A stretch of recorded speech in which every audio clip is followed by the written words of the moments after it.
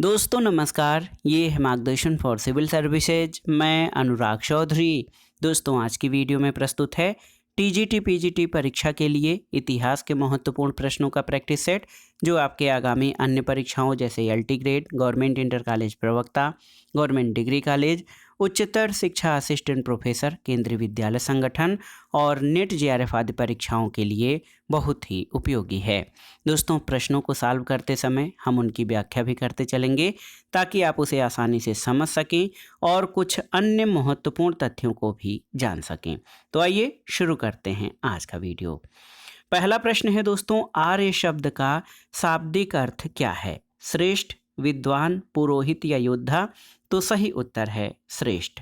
दोस्तों आप जान लीजिए, वैदिक सभ्यता का भारतीय सभ्यता और संस्कृति का आधार स्तंभ माना जाता है और इस सभ्यता और संस्कृति के निर्माताओं को ऋग्वेद में आर्य कहा गया है।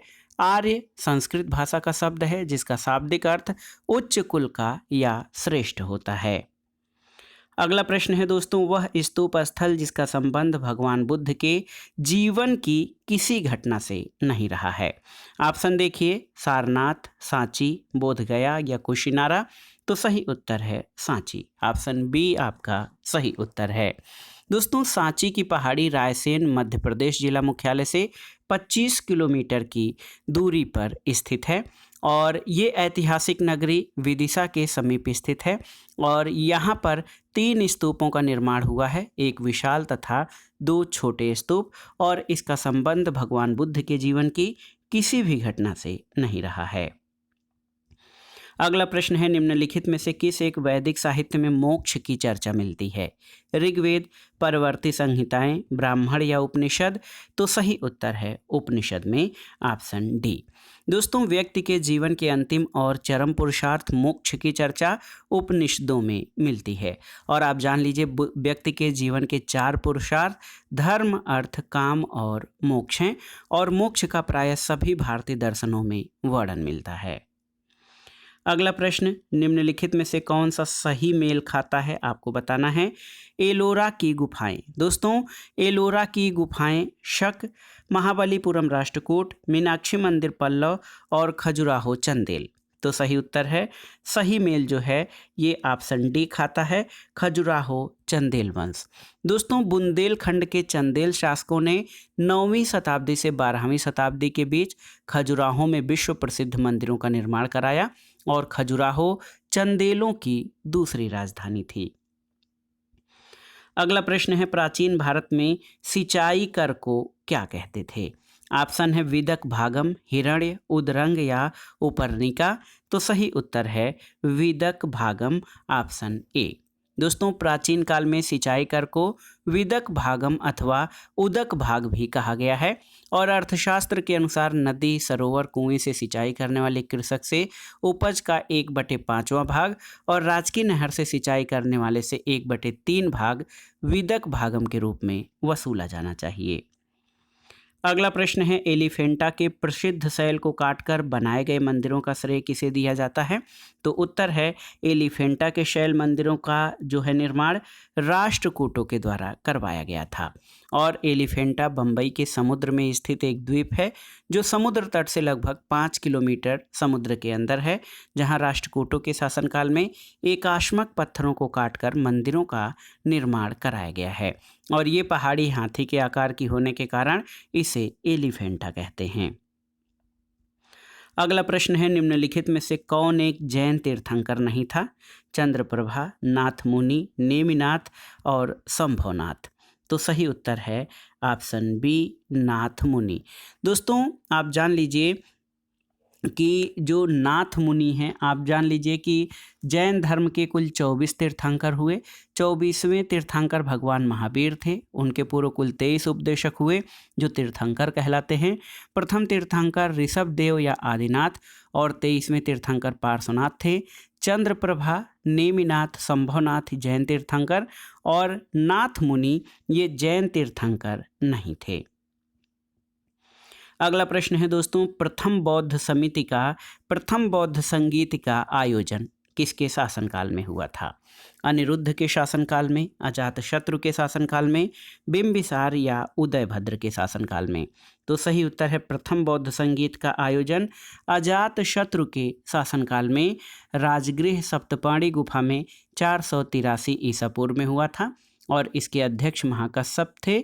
और आप जान लीजिए ये हर्यक वंश के शासक अजातशत्रु का जो है शासन था। अगला प्रश्न है आदि शंकराचार्य द्वारा स्थापित 4 मठ कहाँ पर अवस्थित हैं?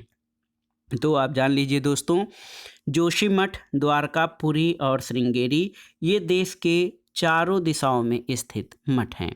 याद रखिएगा दोस्तों, आदि शंकराचार्य द्वारा स्थापित 4 पीठ जो हैं वो बद्रीनाथ उत्तराखंड में ज्योतिष पीठ, पुरी उड़ीसा में गोवर्धन पीठ, द्वारका गुजरात में शारदा पीठ, मैसूर कर्नाटक में श्रृंगेरी पठ और कांची तमिलनाडु में कामकोटि पीठ जो कि विवादास्पद है। कुछ इतिहासकारों का मानना है कि कामकोटि पीठ कांची की स्थापना आदि शंकराचार्य ने की थी, लेकिन ये मत उतना स्पष्ट नहीं है। अगला प्रश्न है निम्नलिखित में से कौन सा स्थल चित्रकला के लिए प्रसिद्ध है? अजंता, भीमबेटका, बाघ या अमरावती? तो सही उत्तर है दोस्तों भीमबेटका। मध्य प्रदेश की राजधानी भोपाल से 40 किलोमीटर दक्षिण में भीमबेटका नामक पहाड़ी पर स्थित है और इस पहाड़ी पर ऊंची चट्टानों की एक श्रृंखला है और यहाँ पर जो है वो शैल चित्रों का जो अपूर्व संसार बसा है और ऐसी विस्मयपूर्ण प्रागैतिहासिक चित्रशालाएं संसार में कहीं नहीं मिलती हैं। अगला प्रश्न है दोस्तों महत्वपूर्ण प्रश्न है कि पुंडवर्धन भुक्ति कहाँ पर अवस्थित थी? उत्तरी बंगाल, बिहार, ओडिशा या असम में? तो सही उत्तर है पुंडवर्मन उत्तर बंगाल या उत्तरी बंगाल में स्थित थी। दोस्तों पुंडवर्धन का उल्लेख गुप्तकालीन अभिलेखों में हुआ है। इन अभिलेखों से पता चलता है कि गुप्त साम्राज्य में पुंडवर्धन नाम की एक भुक्ति थी जो पांडु देश के अंतर्गत आती थी और इन ताम्रपट्ट लेखों से ज्ञात होता है कि लगभग समग्र उत्तरी बंगाल या पुंड देश पुंडवर्धन भुक्ति में शामिल था। अगला प्रश्न है दोस्तों सारनाथ में अपना प्रथम प्रवचन या उपदेश किसने दिया था? तो सही उत्तर है महात्मा बुद्ध ने। दोस्तों बौद्ध धर्म के संस्थापक महात्मा बुद्ध का जन्म लुम्बिनी में हुआ था। इनका पालन पोषण इनकी मौसी गौतमी ने किया। इनके बचपन का नाम सिद्धार्थ था और 29 वर्ष की अवस्था में ये गृह त्याग किया, उसको महाभिनिष्क्रमण कहा जाता है। वैशाख पूर्णिमा के दिन इन्हें निर्वाण प्राप्त हुआ था और बुद्ध ने अपना पहला उपदेश ऋषिपत्तनम सारनाथ में दिया था जिसको कि धर्मचक्र प्रवर्तन कहा जाता है। अगला प्रश्न है हर्षवर्धन की राजधानी कहाँ थी? तो सही उत्तर है हर्षवर्धन की राजधानी कन्नौज में थी। अगला प्रश्न है दोस्तों एलिफेंटा के प्राचीन स्मारक प्रायः हैं क्या हैं? बौद्ध, जैन, शैव या वैष्णव? तो सही उत्तर क्या हो जाएगा दोस्तों? सही उत्तर जो है एलिफेंटा के प्राचीन स्मारक जो है वो शैव थे।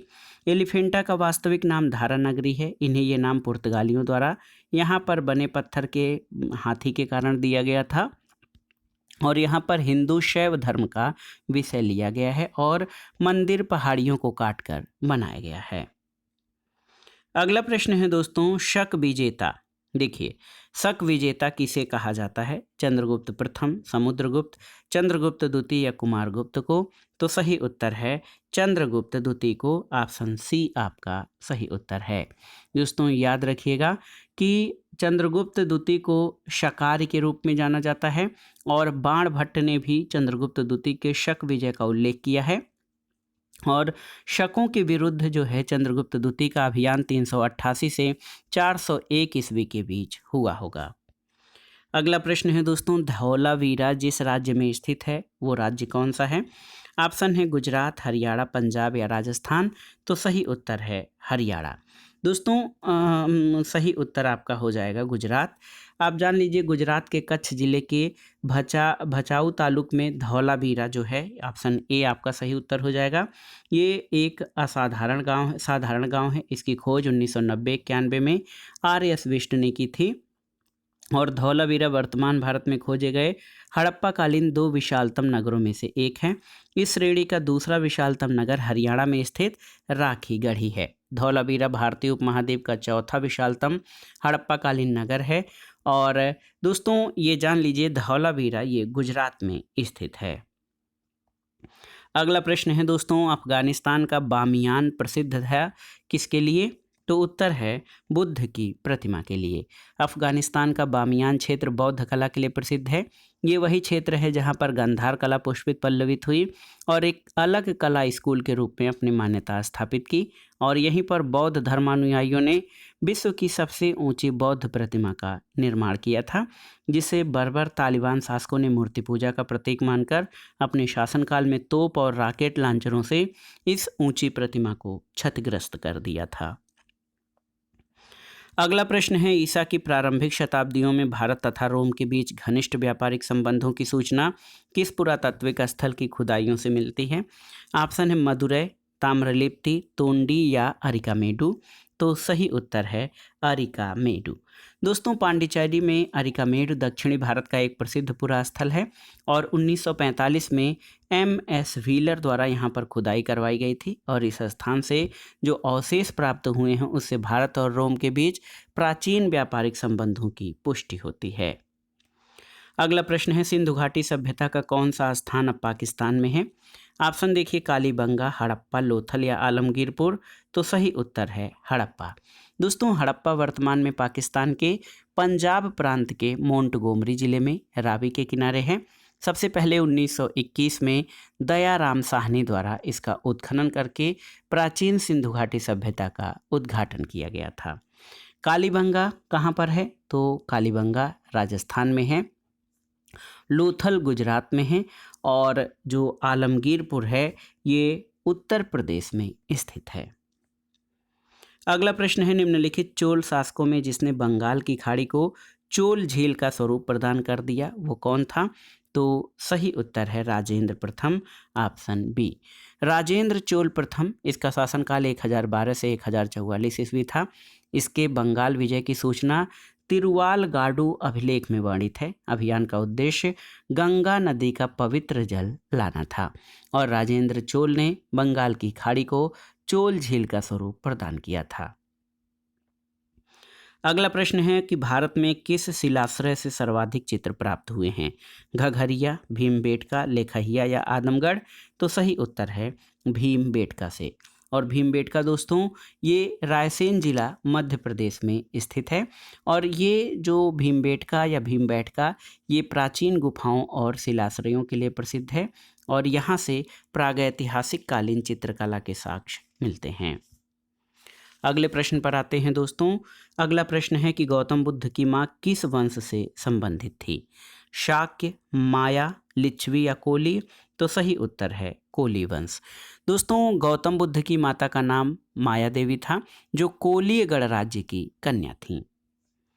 अगला प्रश्न है, मगध के किस प्रारंभिक शासक ने राज्यारोहण के लिए अपने पिता की हत्या की और स्वयं इसी कारणवश अपने पुत्र द्वारा मारा गया था? तो ये था अजात शत्रु, ऑप्शन बी।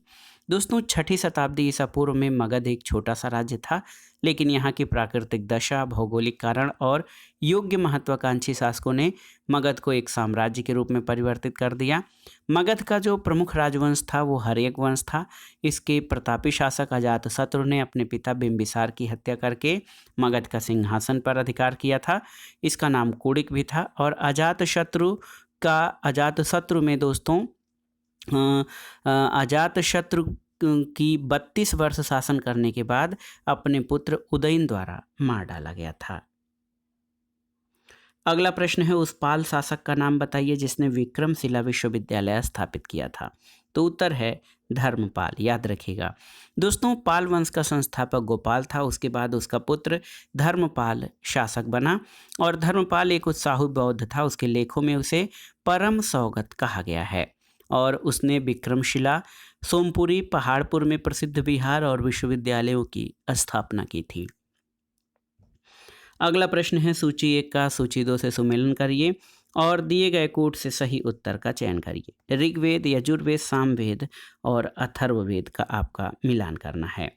तो आप जान लीजिए चारों वेद में सर्वाधिक प्राचीन ऋग्वेद से आर्यों की राजनीतिक प्रणाली की जानकारी मिलती है।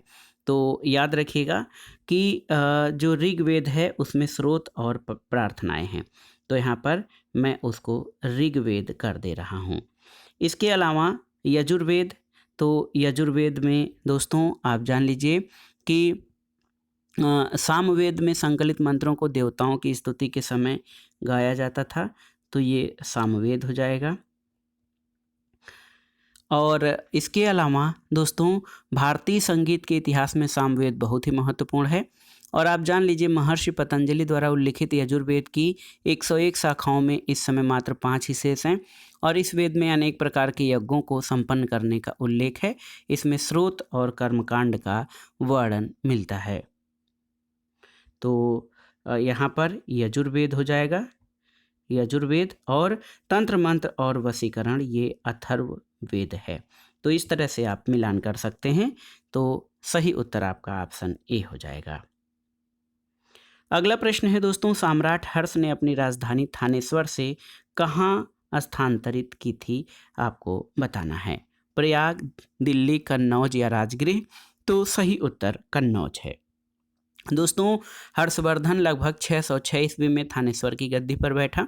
इसके विषय में जानकारी बाणभट्ट के हर्षचरित से मिलती है।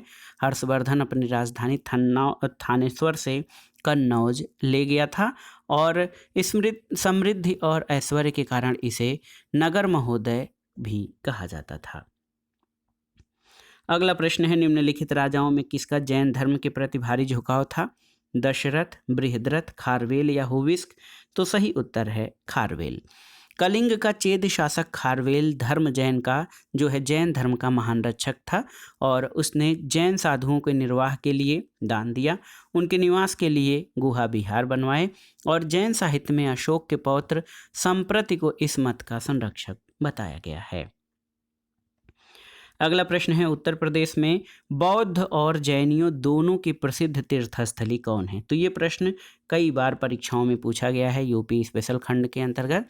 तो दोस्तों आप जान लीजिए कौशाम्बी जो है बौद्ध और जैन दोनों धर्मावलंबियों की तीर्थस्थली है।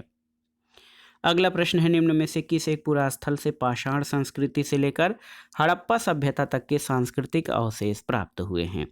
ऑप्शन है आगरी, मेहरगढ़, कोटदीजी या कालीबंगन।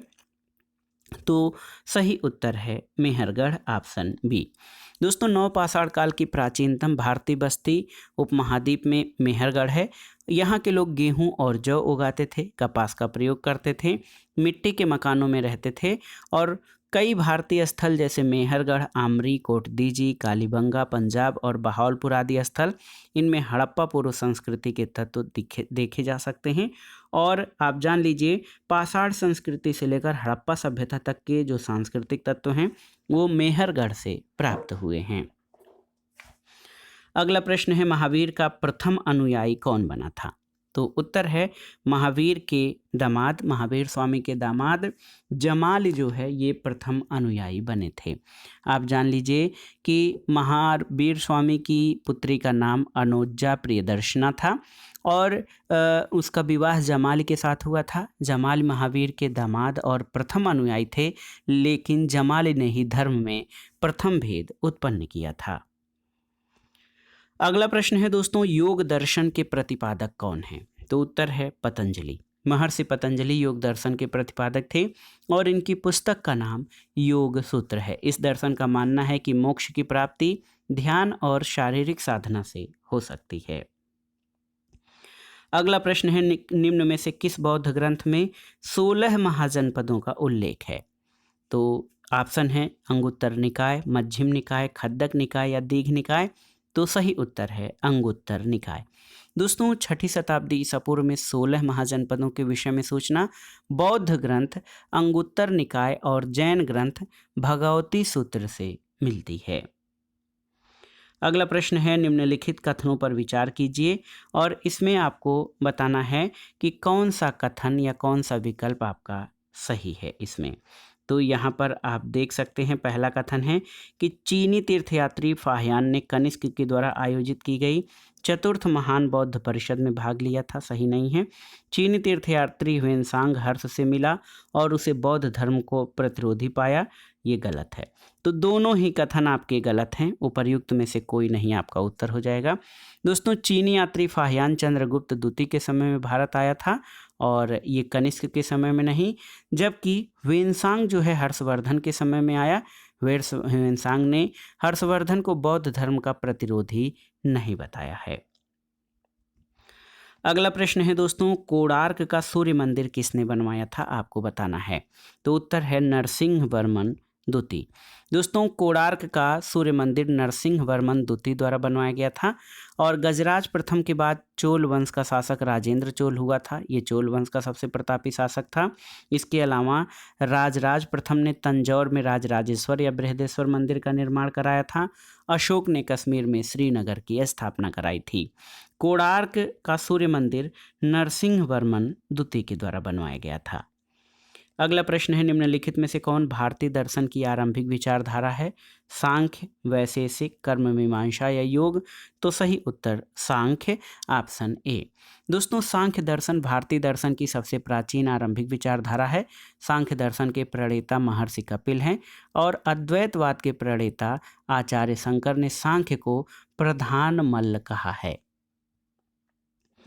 अगला प्रश्न है दोस्तों, महत्वपूर्ण प्रश्न है कि मूर्ति पूजा का आरंभ कब से माना जाता है। प्री आर्यन, उत्तर वैदिक काल, मौर्य काल या कुषाण काल। तो सही उत्तर है मूर्ति पूजा का आरंभ पूर्व आर्य से माना जाता है और सबसे पहले हड़प्पा वासियों ने संभवतः मूर्ति पूजा का आरंभ किया था। और मौर्य काल भारतीय इतिहास में साम्राज्य निर्माण का पहला प्रयास माना जाता है। मौर्यों के शासनकाल में भारतीय इतिहास में एक निश्चित तिथिक्रम का ज्ञान होता है और आप जान लीजिए मूर्ति पूजा का आरंभ पूर्व आर्य यानी प्री आर्यन एज से प्राप्त होता है। अगला प्रश्न है दोस्तों, एक उन्नत जल प्रबंधन व्यवस्था का साक्ष्य कहाँ से मिला है। तो उत्तर है धौलावीरा से। अगला प्रश्न है, अर्थशास्त्र के संबंध में निम्नलिखित कथनों में कौन सही है, आपको बताना है। ये प्रश्न भी बहुत ही महत्वपूर्ण है। पहला है कि यह राजा के कर्तव्यों को निर्दिष्ट करता है। कौन सही नहीं है। यह राजा के कर्तव्यों को निर्दिष्ट करता है। यह देश के उस समय के आर्थिक जीवन का वर्णन करता है। ये राजनीति का सिद्धांत स्थापित करता है और यहाँ यह वित्तीय सुधारों की आवश्यकता पर बल देता है। तो कौन सा इसमें सही नहीं है। सही उत्तर है यह देश के उस समय के आर्थिक जीवन का वर्णन करता है, ये सही नहीं है। अन्य तथ्य आपके सही हैं। दोस्तों, अर्थशास्त्र मूलतः राजनीति विज्ञान की पुस्तक है। इसके प्रमुख विषय राजा, राज्य, राजनीतिक व्यवस्था है। इसमें आर्थिक स्रोतों के बारे में तो चर्चा है, लेकिन ये तत्कालीन आर्थिक व्यवस्था का वर्णन नहीं करता है। अगला प्रश्न है, निम्नलिखित में से किस पशु का अंकन हड़प्पा संस्कृति की मुहरों पर नहीं मिलता है। बैल, हाथी, घोड़ा या भेड़। तो सही उत्तर है घोड़ा। दोस्तों, हड़प्पा संस्कृति की मुहरों से हाथी, बाघ, कोबड़ वाला बैल, एक श्रृंगी पशु, गैंडा, भैंसा, भेड़ की आकृति की मुहरें मिली हैं और यहाँ से घोड़े की आकृति नहीं मिली है। अगला प्रश्न है, किस वेद में सभा और समिति को प्रजापति की दो पुत्रियां कहा गया है। ऋग्वेद, सामवेद, यजुर्वेद या अथर्ववेद। तो सही उत्तर अथर्ववेद, ऑप्शन डी। दोस्तों, अथर्ववेद में सभा और समिति को प्रजापति की दो पुत्रियां कहा गया है। ये संस्थाएं प्रशासन का आवश्यक अंग थीं। सभा समाज के उच्च वर्गों की संस्था थी, जबकि समिति आम लोगों का संगठन था। अगला प्रश्न है दोस्तों, बहादुर शाह था लोदी वंश का अंतिम शासक, शेर शाह का उत्तराधिकारी, अंतिम मुगल शासक या मराठा अंतिम शासक शिवाजी का उत्तराधिकारी। तो आप जानते हैं बहादुर शाह अंतिम मुगल शासक था और अंतिम मुगल शासक बहादुर शाह या बहादुर शाह जफर, इसने 1857 की क्रांति में भाग लिया था। अगला प्रश्न है, निम्नलिखित शहरों में से किस में लिंगराज मंदिर अवस्थित है। भुवनेश्वर, बीजापुर, कोलकाता या श्रवणबेलागोला। तो सही उत्तर है ओडिशा के भुवनेश्वर शहर में लिंगराज मंदिर स्थित है। लिंगराज मंदिर 11वीं शताब्दी और कोणार्क मंदिर 13वीं शताब्दी में बनाए गए, जो स्थापत्य कला के सुंदर उदाहरण हैं। दोस्तों, लिंगराज मंदिर का निर्माण पूर्वी गंग शासक द्वारा हुआ, जबकि सूर्य मंदिर का निर्माण नरसिंह प्रथम के द्वारा कराया गया था। अगला प्रश्न है, निम्नलिखित संतों को उनके कालानुक्रम में व्यवस्थित कीजिए। कबीर, नामदेव, मीराबाई और नानक। तो कबीर का जन्म 1440 में और मृत्यु 1510 में हुआ था। नामदेव का कालानुक्रम, नामदेव का जन्म 1270 में हुआ था। मीराबाई का जन्म 1499 में हुआ था और मृत्यु उनकी 1546 में। गुरु नानक देव का जन्म 1469 में हुआ था। तो इस हिसाब से सही कालानुक्रम आपका हो जाएगा यहाँ पर। सही कालानुक्रम जो दोस्तों, इसमें सबसे पहले आप देख सकते हैं कौन सा, 1270 नामदेव का जन्म सबसे पहले हुआ था। उसके बाद कबीरदास का जन्म हो जाएगा, फिर नानक देव और मीराबाई। तो इस तरह से सही उत्तर आपका हो जाएगा। अगला प्रश्न है, अकबर के आरंभिक दिनों में उसका रीजेंट या संरक्षक कौन था? तो सही उत्तर क्या हो जाएगा? सही उत्तर बैरम खां हो जाएगा, ऑप्शन बी। दोस्तों, अकबर के शुरुआती वर्षों में बैरम खां उसका संरक्षक था। अकबर ने जब दिल्ली में मुगल साम्राज्य की सत्ता संभाली, उस वक्त अकबर की उम्र मात्र 13 वर्ष थी। बैरम खान को खाने खाना की उपाधि मिली थी और बैरम खान ने अकबर का अपने पुत्र की भांति सेवा और मार्गदर्शन किया था। अगला प्रश्न है, मुगलों का लाल किला में रहना किसके द्वारा प्रतिबंधित किया गया था? Robert Clive, Lord Hardinge, Lord Curzon या जॉन निकोलसन। तो सही उत्तर है जॉन निकोलसन, ऑप्शन डी। दोस्तों, 1857 के विद्रोह के बाद बहादुर शाह जफर को बंदी बना लिया गया और दिल्ली के लाल किले को ईस्ट इंडिया कंपनी के कमांडर जॉन निकोलसन ने अपने कब्जे में ले लिया। इससे पहले लाल किला मुगल साम्राज्य के शासकों का निवास स्थान होता था। अगला प्रश्न है, निम्नलिखित में से किसने दिल्ली को सल्तनत की राजधानी के रूप में स्थापित किया था? ऑप्शन देखिए दोस्तों, मोहम्मद गौरी, कुतुबुद्दीन ऐबक, इल्तुतमिश या आराम शाह। तो सही उत्तर इल्तुतमिश हो जाएगा। दोस्तों, सल्तनत की राजधानी दिल्ली 1210 में बनी और इस दौरान गुलाम वंश ने इस वंश पर शासन किया। इस क्रम में सबसे पहले कुतुबुद्दीन ऐबक ने जो है भारत पर शासन किया। मोहम्मद गौरी ने उसे गवर्नर बनाया था। कुतुबुद्दीन ऐबक ने अपनी राजधानी लाहौर में बनाई, लेकिन ऐबक के बाद इल्तुतमिश शासक बना और इल्तुतमिश लाहौर से राजधानी दिल्ली लाया था। अगला प्रश्न है, कांधार के निकल जाने से मुगल साम्राज्य को एक बड़ा धक्का पहुंचा था, किस दृष्टिकोण से? तो सही उत्तर है सामरिक महत्व के दृष्टिकोण से। कांधार मुगल साम्राज्य के लिए सामरिक दृष्टिकोण से बहुत महत्वपूर्ण था। सन 1638 में शाहजहां ने ईरानियों से कांधार वापस प्राप्त किया, लेकिन 1649 में पुनः कांधार मुगल साम्राज्य से बाहर हो गया था। अगला प्रश्न है, शिवाजी के अष्टप्रधान का जो सदस्य विदेशी मामलों की देखरेख करता था वो कौन था? ऑप्शन है पेशवा, सचिव, पंडित राव या सुमंत। तो सही उत्तर है सुमंत, ऑप्शन डी। दोस्तों, आप जान लीजिए शिवाजी के अष्टप्रधान के मंत्रियों के कार्यों में सचिव पत्राचार विभाग की देखरेख, पंडित राव धार्मिक मामलों में छत्रपति का सलाहकार, पेशवा मुख्यमंत्री होता था जो प्रशासनिक निरीक्षक था और सुमंत विदेशी मामलों की देखरेख करता था। अगला प्रश्न है, जहांगीर कालीन निम्नलिखित में से किस एक चित्रकार को नादिर उल असर की उपाधि प्रदान की गई थी? तो ऑप्शन है आपके दौलत, बिशन दास, मनोहर या मंसूर। तो सही उत्तर है मंसूर को। याद रखिएगा दोस्तों, जहांगीर ने चित्रकार मंसूर को नादिर उल असर की उपाधि दी थी। मंसूर पक्षी विशेषज्ञ चित्रकार था। उसके चित्रों में दुर्लभ पशुओं, बिरले पक्षियों और अनोखे पुष्पों के अनेक चित्र शामिल हैं। अगला प्रश्न है दोस्तों, जहांगीर ने टॉमस रो को कहाँ पर मिलने का अवसर दिया था? तो सही उत्तर है अजमेर में, option B. Sir Thomas Roe British सम्राट द्वारा नियुक्त 1615 से 1619 तक भारत में रहा। टॉमस रो 14 जनवरी 1616 को अजमेर में जहांगीर से पहली बार मिला और बाद में वो जहांगीर के साथ मांडू और अहमदाबाद भी गया था। अगला प्रश्न है, निम्नलिखित युग्मों में से कौन सा एक सुमेलित है? तुझके बाबरी बाबर, हुमायूं नामा हुमायूं, तारीख़ शेरशाही शेरशाह और तबकाते अकबरी अकबर। तो इसमें केवल एक सुमेलित है, ऑप्शन ए। तुझके बाबरी या बाबरनामा की रचना बाबर द्वारा की गई और ये बाबर की आत्मकथा है और इसमें मुबियान शैली का प्रयोग किया गया है। हुमायूं नामा की रचना गुलबदन बेगम ने की। तारीख़ शेरशाही की रचना अब्बास खां शेरवानी ने की और तबक़ात अकबरी की रचना फ़ारसी भाषा में निज़ामुद्दीन अहमद ने किया था। अगले प्रश्न पर आते हैं दोस्तों। अगला प्रश्न भी बहुत ही महत्वपूर्ण है कि अकबर के शासनकाल में भू राजस्व सुधारों के लिए कौन उत्तरदायी था? तो उत्तर है राजा टोडरमल, ऑप्शन सी। अगला प्रश्न है शुद्ध अद्वैतवाद का प्रतिपादन किसने किया था? तो उत्तर हो जाएगा दोस्तों वल्लभाचार्य ने शुद्ध अद्वैतवाद का प्रतिपादन किया था, ऑप्शन बी आपका सही उत्तर है।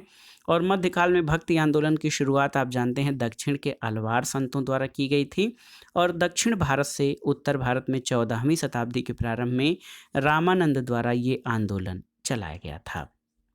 और आप जान लीजिए शुद्धाद्वैतवाद की स्थापना 15वीं शताब्दी में वल्लभाचार्य के द्वारा की गई थी।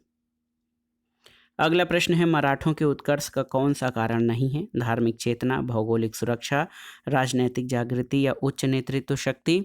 तो सही उत्तर है धार्मिक चेतना। दोस्तों आप जान लीजिए कि धार्मिक चेतना मराठों के उत्कर्ष का कारण नहीं है। भौगोलिक सुरक्षा, राजनैतिक जागृति और उच्च नेतृत्व शक्ति मराठों के उत्कर्ष का कारण रही है। अगला प्रश्न है अष्टप्रधान मंत्रिपरिषद किसके शासनकाल में थी? तो उत्तर है शिवाजी के शासनकाल में अष्टप्रधान मंत्रिपरिषद थी। अगला प्रश्न है निम्नलिखित युग्मों में से कौन सा एक सही रूप में सुमेलित है? दीवाने बंदगान फिरोज तुगलक, दीवाने मुस्तक राज बलवन, दीवाने कोही अलाउद्दीन खिलजी और दीवाने अर्ज मोहम्मद बिन तुगलक। तो सही उत्तर क्या हो जाएगा? सही उत्तर है दीवाने बंदगान फिरोज तुगलक। दोस्तों दीवाने बंदगान जो है फिरोज तुगलक के द्वारा स्थापित किया गया और ये दासों यानी गुलामों से संबंधित था। दीवाने मुस्तक राज ये जो है अलाउद्दीन के द्वारा स्थापित किया गया था, भू राजस्व से संबंधित था। दीवाने कोही मोहम्मद बिन तुगलक द्वारा कृषि विभाग से संबंधित था और दीवाने अर्ज बलवन द्वारा सैन्य विभाग का जो है मुख्य अधिकारी होता था। अगला प्रश्न है निम्नलिखित नामों को कालानुक्रम में व्यवस्थित करके दिए गए कूट से सही उत्तर का चयन करिए। तो यहाँ पर आप देख सकते हैं दोस्तों कौन कौन नाम है, चंगेज खां, महमूद गजनवी, मोहम्मद गोरी और तैमूर। तो सही उत्तर क्या हो जाएगा दोस्तों? सबसे पहले महमूद गजनवी आता है, उसके बाद मोहम्मद गोरी, फिर चंगेज खां और फिर लास्ट में तैमूर। तो ऑप्शन बी आपका सही उत्तर हो जाएगा 2, 3, 1 और 4। अगला प्रश्न बार बार परीक्षाओं में पूछा गया है यूपीपीसीएस आरओ आदि में कि चित्रकला की मुगल शैली का प्रारंभ किसने किया था? अकबर, हुमायूं, जहांगीर या शाहजहां ने? तो सही उत्तर है हुमायूं ने। दोस्तों मुगल चित्रकला की नींव हुमायूं के शासनकाल में पड़ी और अपने निर्वासन के दौरान उसने मीर सैयद अली और अब्दुस समद नामक 2 पारसी चित्रकारों की सेवाएं प्राप्त की जिन्होंने मुगल चित्रकला की शुरुआत की थी। अगला प्रश्न है निम्नलिखित में से कौन सा मध्यकालीन भारत के प्रसिद्ध विद्ववेत्ता थे? विज्ञानेश्वर, हिमाद्री, राजशेखर और जीमूतवाहन। तो सही उत्तर है विज्ञानेश्वर, हिमाद्री और जीमूतवाहन। 1, 2 और 4 ऑप्शन सी आपका सही उत्तर हो जाएगा। दोस्तों विज्ञानेश्वर, हिमाद्री और जीमूतवाहन मध्यकाल के प्रसिद्ध विद्ववेत्ता थे। जीमूतवाहन ने याज्ञवल्क्य की स्मृति पर टीका दाय भाग लिखा, विज्ञानेश्वर ने याज्ञवल्क्य की स्मृति पर टीका मिताक्षरा लिखी और हिमाद्र ने मनुस्मृति पर टीका लिखा। राजशेखर ने कर्पूर मंजरी नामक नाटक की रचना की है। अगला प्रश्न है आरंभिक मध्ययुगीन के समय भारत में बौद्ध धर्म का पतन किन कारणों से शुरू हुआ था? तो पहला है उस समय तक बुद्ध विष्णु के अवतार समझे जाने लगे और वैष्णव धर्म का हिस्सा बन गए। अंतिम गुप्त राजा के समय तक आक्रमण करने वाली मध्य एशिया की जनजातियों ने हिंदू धर्म को अपनाया और बौद्धों को सताया।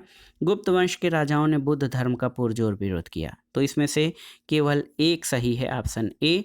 दोस्तों आप जान लीजिए कि हिंदू धर्म से बौद्ध धर्म ने इतना समझौता कर लिया कि आम जनता को दोनों धर्मों में कोई अंतर नहीं दिखाई दिया और वे पुनः हिंदू धर्म में लौट गए और उस समय तक बुद्ध विष्णु का अवतार समझे जाने लगे और वैष्णव धर्म का हिस्सा बन गए थे। और इसी कारण दोस्तों आप जान लीजिए कि आरंभिक मध्ययुगीन समय में भारत में बौद्ध धर्म का पतन हुआ था। अगला प्रश्न है निम्नलिखित चित्रकारों में किसे जहांगीर ने नादिर उज जमा की पदवी दी थी? तो सही उत्तर क्या हो जाएगा? अबुल हसन को। दोस्तों, जहांगीर स्वयं एक कुशल चित्रकार था। अबुल हसन जहांगीर का सर्वोपरि चित्रकार था और बादशाह जहांगीर ने उसे नादिर उज जमा की उपाधि दी और उसने यानी अबुल हसन जहांगीर के सिंहासनारोहण के अवसर का चित्र बनाया था, जिसे बाद में जहांगीर की आत्मकथा तुझके जहांगीरी में मुख्य चित्र के रूप में लगा दिया गया था। अगला प्रश्न है, दिल्ली के लाल किले में मोती मस्जिद का निर्माण किसने किया था? तो सही उत्तर हो जाएगा औरंगजेब ने, ऑप्शन डी। औरंगजेब ने किसी भी श्रेष्ठ इमारत का निर्माण नहीं करवाया। इसने 1659 में दिल्ली के लाल किले में मोती मस्जिद का निर्माण करवाया और 1678 में अपनी बेगम रबगिया उद दौरानी की स्मृति में औरंगाबाद में एक मकबरे का निर्माण कराया था। अगला प्रश्न है दोस्तों, और आज की वीडियो का आखिरी प्रश्न, निम्नलिखित मुस्लिम शासकों का सही कालानुक्रम उनके नामों के नीचे दिए गए कूट से चुनिए। इसमें अहमद शाह अब्दाली, मोहम्मद शाह जहांगीर और बहादुर शाह दिए गए हैं। तो जहांगीर का शासनकाल 1605 से 1627 था। इसी प्रकार आप देखिए, जहांगीर का शासनकाल हो गया। इसके अलावा आप देखिए मोहम्मद शाह भी है। ये सितंबर 1719 में दिल्ली की गद्दी पर बैठा था। और उसके बाद आता है नादिर शाह की तरह अहमद शाह अब्दाली भारत को लूटना चाहता था। बालाजी बाजीराव के समय अहमद शाह अब्दाली का आक्रमण हुआ था। और बहादुर शाह द्वितीय जो है ये 1837 से 1862, ये 1837 से 1862 तक जो है ये शासक रहा था। तो सही क्रम आपका हो जाएगा 3, 2, 1, 4, जहांगीर, मोहम्मद शाह, अहमद शाह अब्दाली और बहादुर शाह। ऑप्शन सी आपका सही उत्तर हो जाएगा। तो दोस्तों, ये था आज का video. TGT, PGT, ELT grade, government inter college प्रवक्ता, गवर्नमेंट डिग्री कॉलेज, उच्चतर शिक्षा असिस्टेंट प्रोफेसर, केंद्रीय विद्यालय संगठन और अन्य राज्यों द्वारा इतिहास और सामाजिक विज्ञान विषय से आयोजित विभिन्न शिक्षक भर्ती परीक्षाओं के लिए महत्वपूर्ण प्रश्नों का प्रैक्टिस सेट, जो आपके आगामी परीक्षाओं के लिए बहुत ही उपयोगी है। आप इन प्रश्नों को तैयार कर लीजिएगा। दोस्तों, वीडियो आपको कैसा लगा हमें कमेंट बॉक्स में ज़रूर बताइएगा। वीडियो को लाइक करें, शेयर करें और इस चैनल मार्गदर्शन फॉर सिविल सर्विसेज को सब्सक्राइब करें। वीडियो देखने के लिए धन्यवाद दोस्तों। नमस्कार।